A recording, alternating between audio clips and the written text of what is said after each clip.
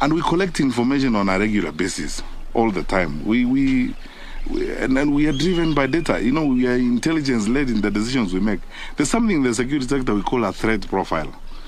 Threat profile is when we wake up in the morning, and most of these gentlemen who are standing before you here, we start interactions from as early as sometimes 4 a.m. in the morning, or 3, or sometimes depending on what the night has thrown to us. We are awake all night. We look at what are the major threats we are facing as a country, and we start working on them. And we have a threat profile where you look at, you know, Al-Shabaab is now giving us problems, blah, blah, they're targeting this, they're doing this, and so on. Then you go all the way from number 1 to whatever number, as it were. Your deployment and your focus, or if you're going to follow somebody, it is because you believe that in that threat profile they rank very high. I've said this before when I was called to Parliament one time. Some of those individuals who are saying that the police are after them or they are threatening them, in the threat profile between number 1 and 500, they are not there. Which means there are people even a cockroach cannot spend time thinking about, because you see, they are no threat to anybody. They're doing their job as politicians. They are talking. You know what wanaongea. And then talking is not a threat, because you see, that is what they are paid to do. Because if you are a politician, your practice is in kuongea. Which means as you talk around, even a lizard passing around is not worried about you. So why should Imbowa deploy police officers after you? You are not a threat to anybody. In fact, if anything, you're only a threat to yourself. You're not a threat to anyone.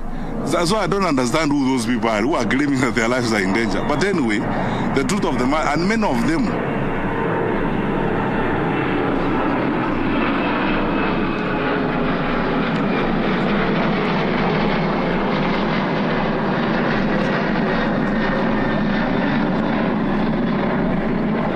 sorry about that. I hope we'll finish before another plane.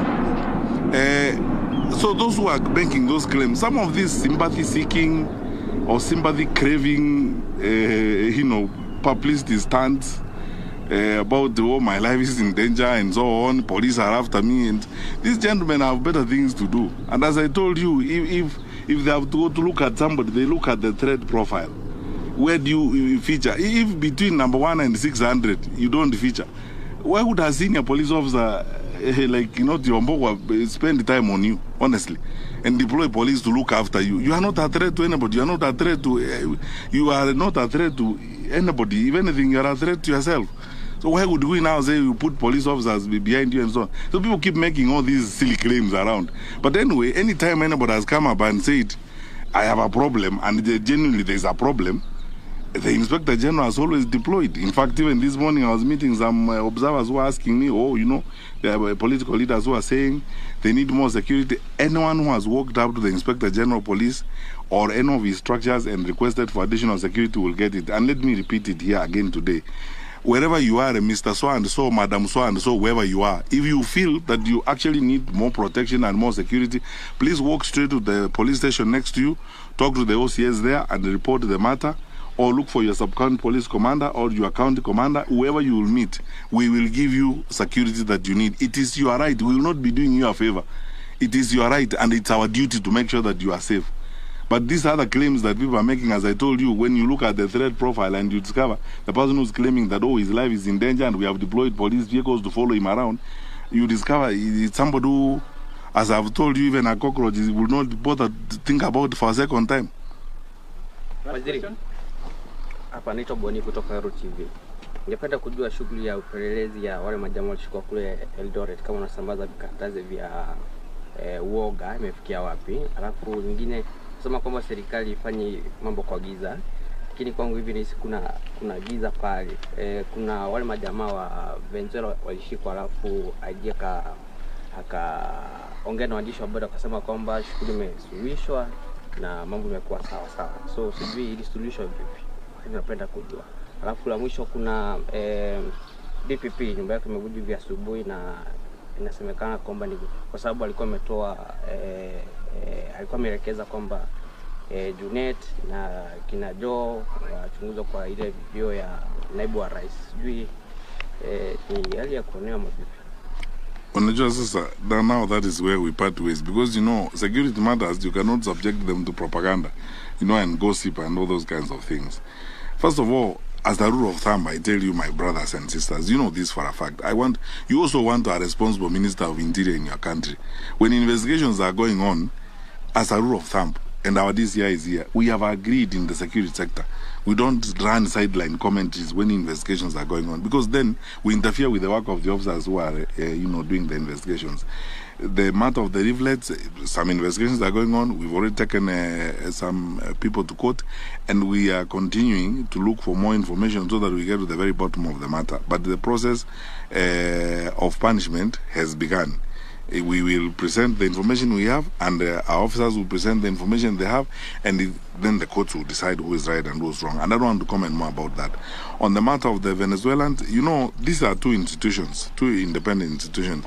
You forget one thing. The Office of the Inspector General of Police under the law is an independent office, and the IEBC is an independent institution. The two institutions come together and look at an issue like the one of the consultants or people who have been hired to do the work they are doing.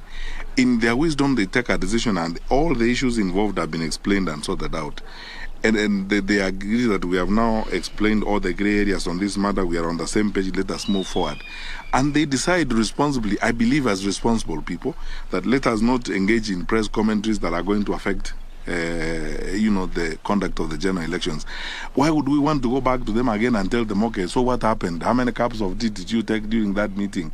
Who said what, and so on? Let's trust our Inspector General Police. Let's trust Mr. Jebukati, the chairman of the IEBC, on the decision they took on that matter. I am satisfied myself when I was briefed by the decisions of the Inspector General of Police, and we are fine.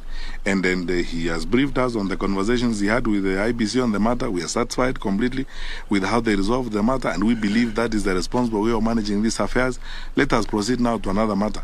On the issue of the house of the DPP, again, it applies to what I told you earlier. I don't want to make sideline comments now when a matter as sensitive as that has happened. Now, you already have jumped to conclusions before investigations are done. Now, my brother, if we go that way, we will hurt ourselves.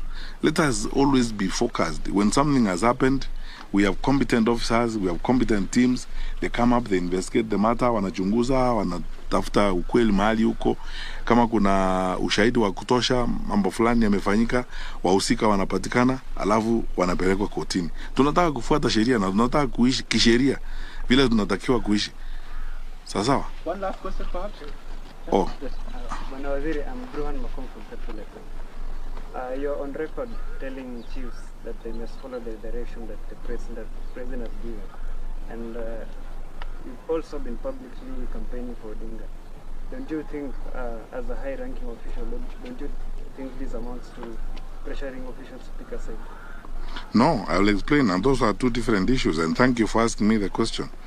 Number one, and I repeat it again, in a society of our kind, and all societies around the world, leadership is organized in the manner in which our leadership is organized. Can you imagine a case where the president says one thing and the minister says another and the inspector general says another? We don't want chaos in our society. In the security sector, when it comes to policy and implementation of government policy, we queue behind the president. That's what I've told chiefs. If the president says 100% transition from primary to secondary, and I want every child in school, how can you not do it in your location when you are a chief and the president has said that?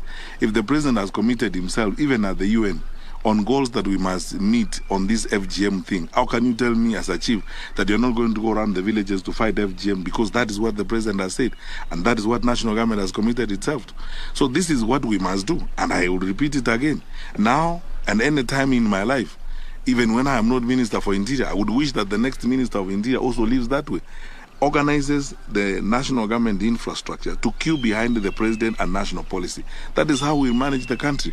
Because imagine a case where the president says, we are going to work with the Minister of Education to fight examination cheating. Then tomorrow the chiefs say, no, we are not going to do that kind of thing. What kind of country are you going to have? So that is what I meant when I tell chiefs, and I tell them even to this day, on national policy, and when the president takes a decision on the matter and the president spells out a position, I am the first to queue behind my president, and I'm followed by my colleagues. That is how it is going to be, and that is how it should be, for us to have an orderly environment. On the question of elections and campaigns, let's stop pretending about one thing. Even the judges of the High Court, the judges of the Court of Appeal and the judges of the Supreme Court will vote. But the matters on which they are voting, some of them may come before them. There is a clear line between my inclination and my responsibility, my obligation and my inclination. All of us here, the way we are seated here, even my colleagues here, I don't know, some of them are Muslims, they go to the mosque on Friday, others are Catholics, they go to church on Sunday, others are Anglicans, they go to church on Sunday, others like me are Seventh-day Adventists, they go to church on Saturday. But when we come to work, we have our obligations. I will not wear the lenses of my religious inclination. I will not wear the lenses of my faith. I will, if you come before me, I will not ask you where you belong to and where you come from. I am not supposed to do that under the law. I have an obligation. I have a legal obligation.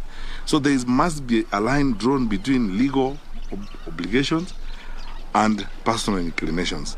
To pretend here that people do not have any, even our officers, police officers will vote. They have inclinations. They may have preferences. But they know that when they wake up in the morning and they are wearing kofia, kirauni, na wanabeba bunduki, they are going to work, they are going there to serve every Kenyan. And they will not ask every Kenyan, where did you vote? No, no, no. That's you're not allowed to do. So let us agree on this particular matter. There's a very clear line between obligations and inclinations. And there's nothing wrong with people having, inclinations. That's why we are a democracy. That people have opinions, they have preferences, and no one forces anyone to. You don't have to agree with me. You don't have to I don't have to agree with you. But I can express myself and say, as far as I'm concerned, I think this is the way we should go. That's my opinion. Even in the offices where we work, we have different opinions sometimes on issues. But we don't sack people because they have expressed differences of opinion, because we understand the line between obligations and inclinations. And this is what people oftentimes confuse and so on. The Constitution says the President will appoint cabinet ministers who are technocrats. It doesn't say the President will appoint robots. Switch on and switch off robots to the cabinet. Then again, by the way, some of the politicians who are hypocritically parroting that around the country are the same ones who keep saying perhaps we should have ministers who are elected members of parliament who sit in parliament. So what is what? Because these contradictions sometimes are interesting. Let's be very plain and very clear. I will not lie to you. I have inclinations and I have preferences. But I'll also be very sincere with you. I will deliver on my constitutional obligations without fear or favor. And when it comes to that, I will remove my inclinations and serve every Kenyan as I'm supposed to serve. And I've done that before. And everyone else who's serious has done that before. But let's stop these excuses, saying, oh, you have expressed preferences and so on. We express preferences all the time. That's why you are dressed in jeans and I'm dressed in suits. I mean, that's a different way of looking at things. Thank you. Thank you, guys. Thank you.